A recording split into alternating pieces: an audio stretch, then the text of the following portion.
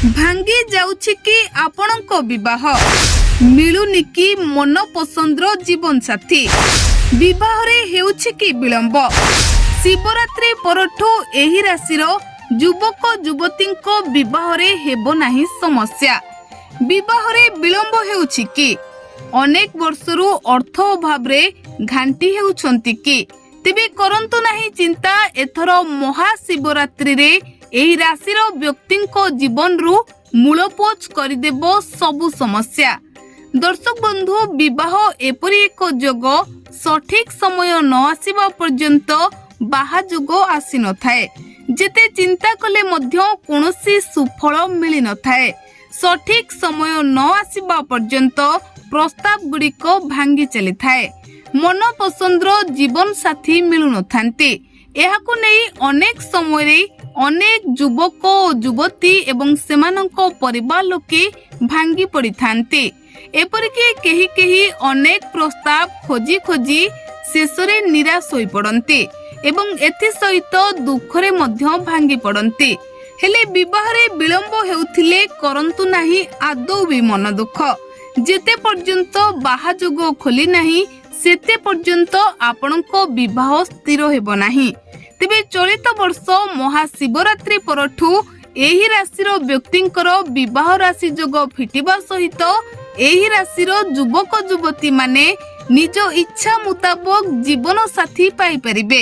ଆପଣମାନେ ଯେମିତି ମନ ପସନ୍ଦର ଜୀବନ ସାଥୀ ଖୋଜି ଚାଲିଛନ୍ତି ସେହିଭଳି ଜୀବନ ସାଥୀ ଆପଣଙ୍କୁ ମିଳିବ।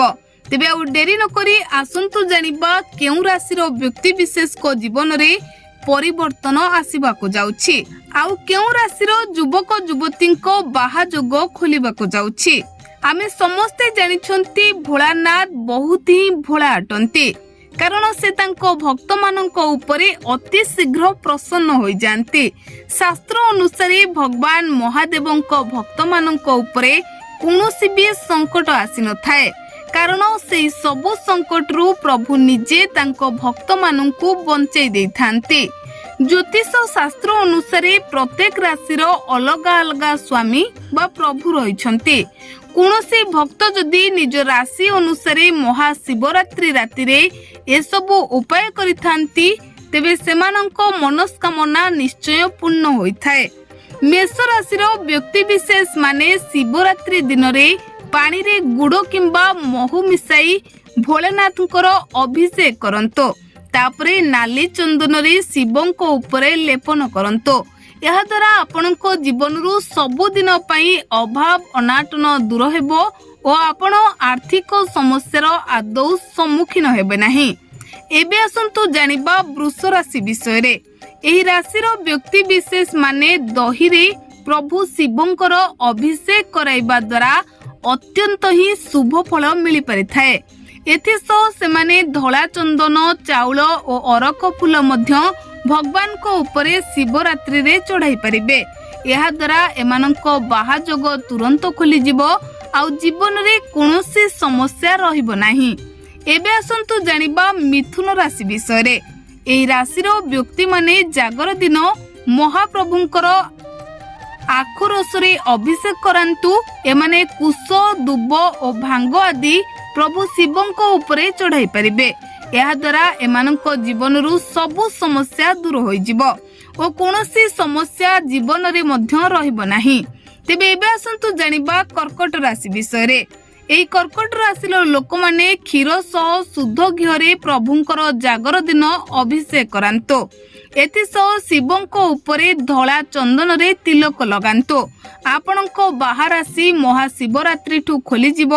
ଆପଣ ଯେଉଁଭଳି ଜୀବନ ସାଥୀ ଖୋଜୁଛନ୍ତି ସେହିଭଳି ଜୀବନ ସାଥୀ ପାଇପାରିବେ। ଏବେ ଆସନ୍ତୁ ଜାଣିବା ସିଂହ ରାଶି ବିଷୟରେ।